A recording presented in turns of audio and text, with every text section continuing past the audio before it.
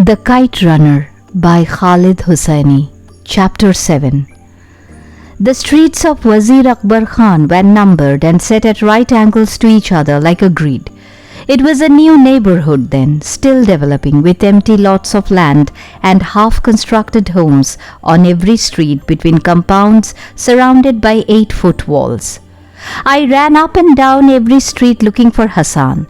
Everywhere people were busy folding chairs, packing food and utensils after a long day of partying. Some still sitting on their rooftops shouted their congratulations to me. 4 streets south of ours, I saw Omar, the son of an engineer who was a friend of Baba's. He was dribbling a soccer ball with his brother on the front lawn of their house. Omar was a pretty good guy. We had been classmates in 4th grade, and one time he had given me a fountain pen, the kind you had to load with a cartridge. "I heard you won, Amir," he said. "Congratulations." "Thanks. Have you seen Hassan?" "Your Hazara?" I nodded. Omar headed the ball to his brother. "I hear he is a great kite runner." His brother headed the ball back to him. Omar caught it, tossed it up and down, although I've always wondered how he manages. I mean, with those tight little eyes, and how does he see anything? His brother laughed a short burst and asked for the ball. Omar ignored him.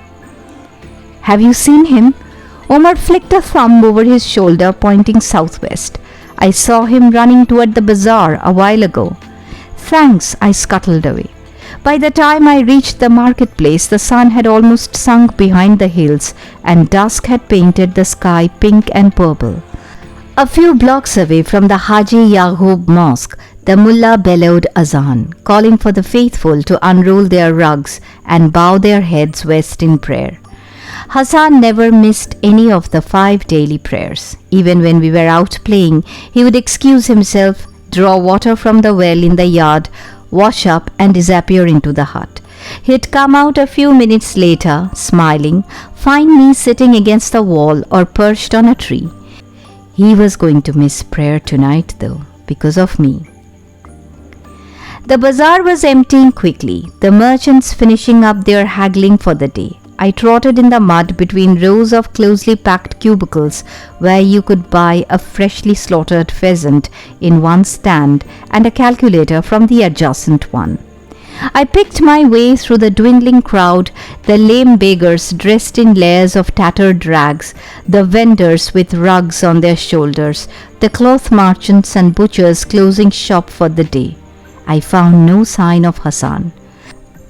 I stopped by a dried fruit stand, described Hassan to an old merchant loading his mule with crates of pine seeds and raisins.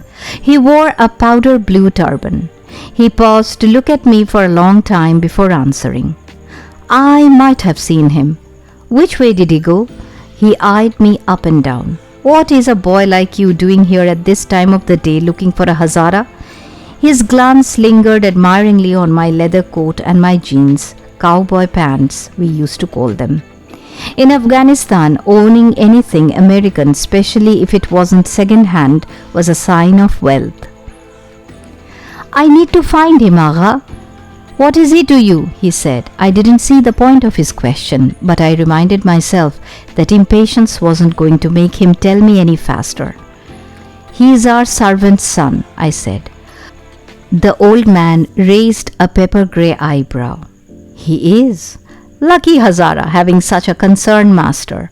His father should get on his knees, sweep the dust at your feet with his eyelashes." "Are you going to tell me or not?" He rested an arm on the mule's back, pointed south. "I think I saw the boy you described running that way. He had a kite in his hand, a blue one." "He did?" I said. "For you 1,000 times over," he had promised. Good old Hassan, good old reliable Hassan. He'd kept his promise and run the last kite for me. "Of course they've probably caught him by now," the old merchant said, grunting and loading another box on the mule's back. "Who?" "The other boys," he said, "the ones chasing him. They were dressed like you." He glanced to the sky and sighed. "Now run along. You are making me late for namaz." But I was already scrambling down the lane. For the next few minutes, I scoured the bazaar in vain. Maybe the old merchant's eyes had betrayed him, except he had seen the blue kite. The thought of getting my hands on that kite, I poked my head behind every lane, every shop. No sign of Hassan. I had begun to worry that darkness would fall before I found Hassan when I heard voices from up ahead. I'd reached a secluded muddy road.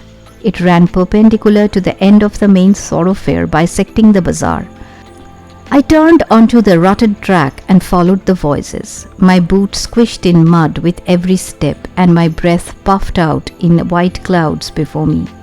The narrow path ran parallel on one side to a snow-filled ravine through which a stream may have tumbled in the spring. To my other side stood rows of snow-burdened cypress trees peppered among flat-topped clay houses, no more than mud shacks in most cases, separated by narrow alleys. I heard the voices again, louder this time, coming from one of the alleys. I crept close to the mouth of the alley, held my breath, peeked around the corner. Hassan was standing at the blind end of the alley in a defiant stance, fists curled, legs slightly apart. Behind him, sitting on piles of scrap and rubble, was the blue kite, my key to Baba's heart.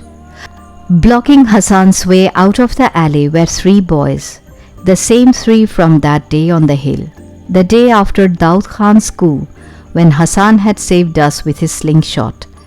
Wali was standing on one side, Kamal on the other, and in the middle, Asif. I felt my body clench up and something cold rippled up my spine. Asif seemed relaxed, confident. He was twirling his brass knuckles. The other two guys shifted nervously on their feet, looking from Asif to Hassan, like they had cornered some kind of wild animal that only Asif could tame. "Where is your slingshot, Hazara?"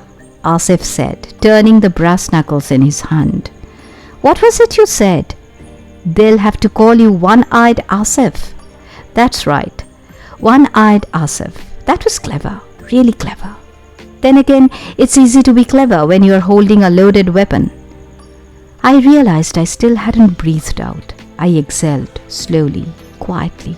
I felt paralyzed. I watched them close in on the boy I'd grown up with, the boy whose hair-lipped face had been my first memory. "But today is your lucky day, Hazara," Asif said. He had his back to me, for I would have bet he was grinning. "I'm in a mood to forgive."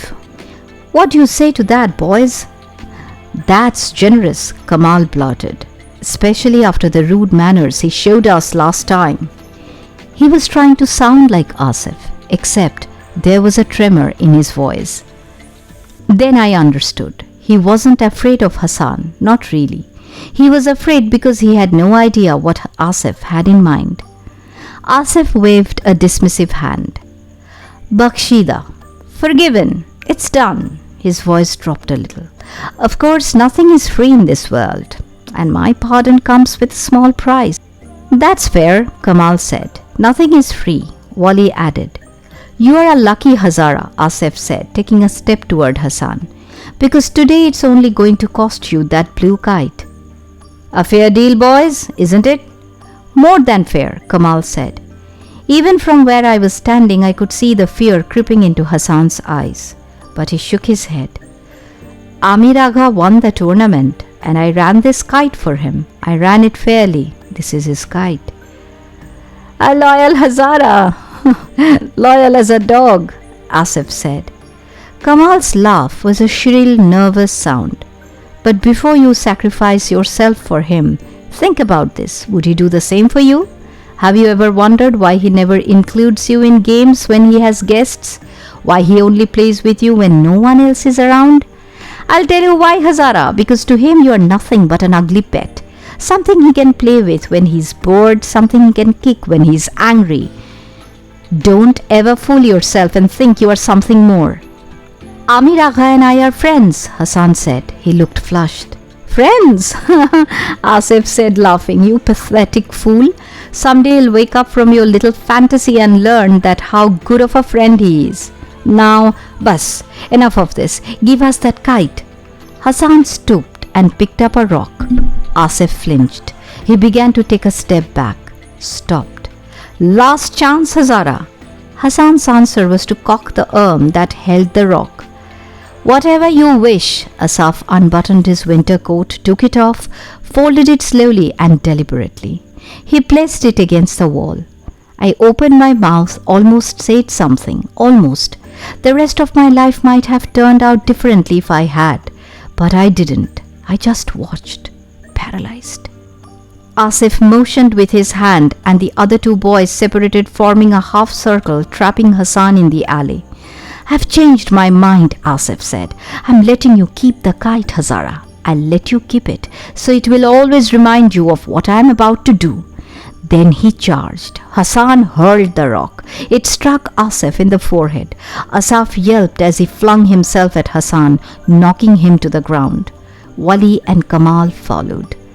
I bit on my feast, shut my eyes.